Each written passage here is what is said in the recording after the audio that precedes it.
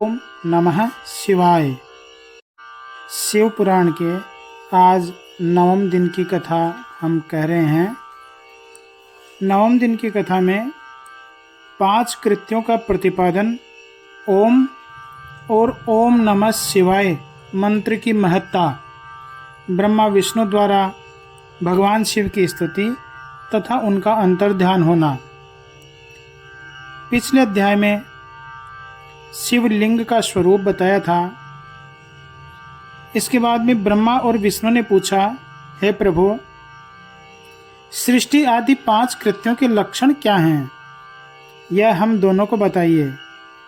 भगवान शिव बोले, मेरे कर्तव्यों को समझना अत्यंत गहन है, तथापि मैं कृपा पूर्वक तुम्हें उनके विषय में बता रहा हूँ। ब्रह्मा और अच्युत सृष्टि, पालन, संहार, तिरोभाव और अनुग्रह, ये 5 ही मेरे जगत संबंधी कार्य हैं जो नित्य सिद्ध हैं। संसार की रचना का जो आरंभ है उसी को सर्ग या सृष्टि कहते हैं। मुझसे पालित होकर सृष्टि का सुस्थिर रूप से रहना ही उसकी स्थिति है, उसका विनाश ही संहार है। प्राणों के उत्क्रमण को तिरोभाव कहते हैं। इन सब से छुटकारा मिल जाना ही मेरा अनुग्रह है। इस प्रकार मेरे 5 कृत्य हैं। सृष्टि आदि जो 4 कृत्य हैं वे संसार का विस्तार करने वाले हैं। 5वां कृत्य अनुग्रह मोक्ष का हेतु है। वह सदा मुझ में ही अचल भाव से स्थिर रहता है। मेरे भक्तजन इन 5 कृत्यों को 5 भूतों में देखते हैं। सृष्टि भूतल में, स्थिति जल में, संहार अग्नि में, तिरोभाव वायु में और अनुग्रह आकाश में स्थित है। पृथ्वी से सबकी सृष्टि होती है, जल से सबकी वृद्धि एवं जीवन रक्षा होती है। आग सबको जला देती है, वायु सबको एक स्थान से दूसरे स्थान को ले जाती है और आकाश सबको अनुग्रहित करता है। विद्वान पुरुषों को यह विषय इसी रूप में जानना चाहिए। इन 5 कृत्यों का भार वहन करने के लिए मेरे 5 मुख हैं। 4 दिशाओं में 4 मुख हैं और इनके बीच में 5वां मुख है। तुम दोनों ने तपस्या करके प्रसन्न हुए मुझ परमेश्वर से सृष्टि और स्थिति नामक 2 कृत्य प्राप्त किए हैं। ये दोनों तुम्हें बहुत प्रिय हैं।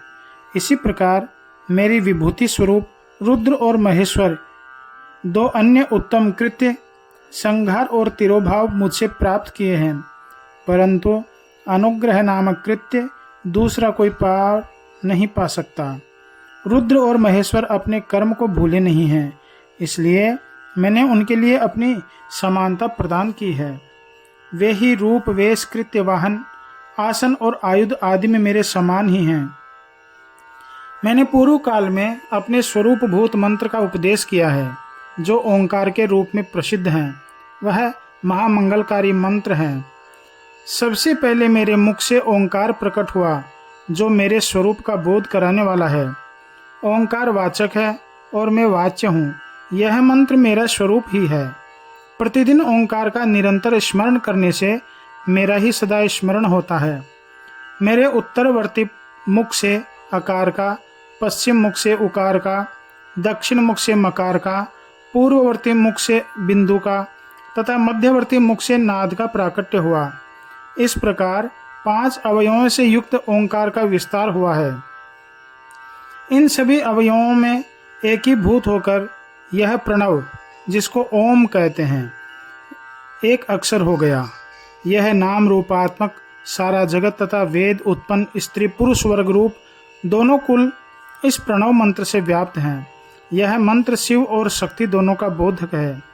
इसी से पंचाक्षर मंत्र की उत्पत्ति हुई है, जो मेरे सकल रूप का बोधक है।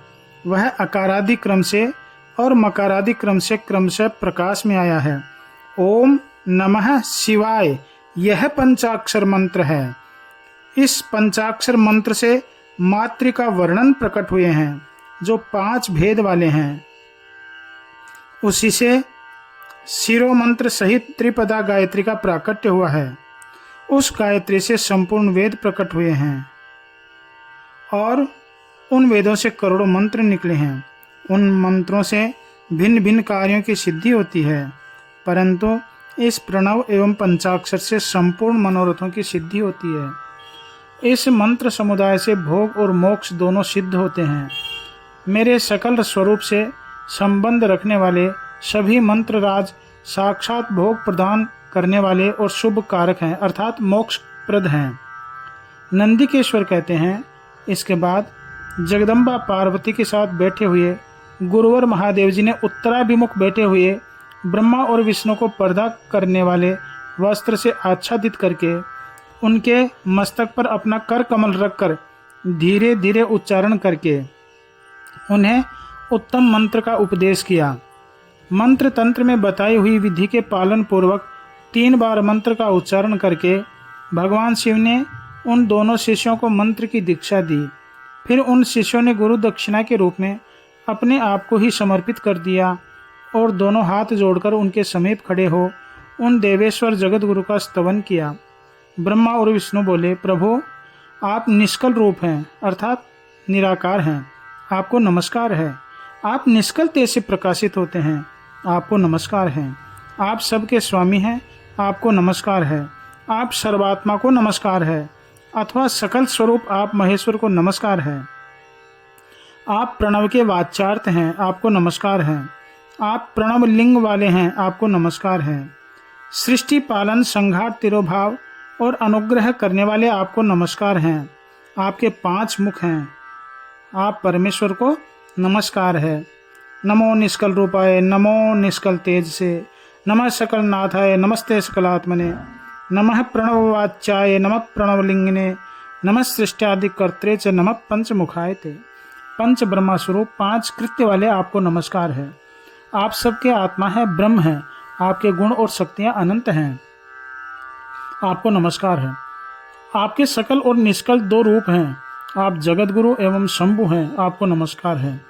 इन पद्यों द्वारा अपने गुरु महेश्वर की स्तुति करके ब्रह्मा और विष्णु ने उनके चरणों में प्रणाम किया। महेश्वर बोले, आर्द्रा नक्षत्र से युक्त चतुर्दशी को प्रणव का जप किया जाए तो वह अक्षय फल देने वाला होता है।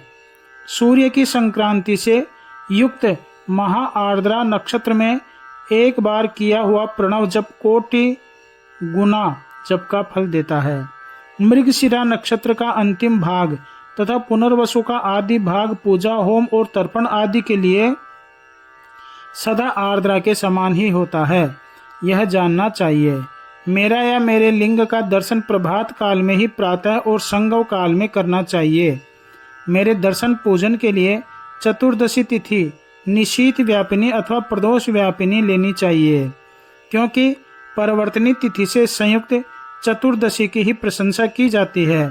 पूजा करने वालों के लिए मेरी मूर्ति तथा लिंग दोनों समान हैं, फिर भी मूर्ति की अपेक्षा लिंग का स्थान ऊंचा है। इसलिए मुमुक्षु पुरुषों को चाहिए कि वे मूर्ति भी श्रेष्ठ समझकर शिवलिंग का ही पूजन करें। लिंग का ओमकार मंत्र से और वेर का पंचाक्षर मंत्र से अर्थात ओम नमः शिवाय मंत्र से पूजन करना चाहिए। शिवलिंग की स्वयं ही स्थापना करके अथवा दूसरों से भी स्थापना करवाकर उत्तम द्रव्यमय उपचारों से पूजा करनी चाहिए, इससे मेरा पद सुलभ हो जाता है। इस प्रकार उन दोनों शिष्यों को उपदेश देकर भगवान शिव वहीं अंतर्ध्यान हो गए। ओम नमः शिवाय, ओम नमः शिवाय, ओम नमः शिवाय, ओम नमः शिवाय, ओम नमः शिवाय।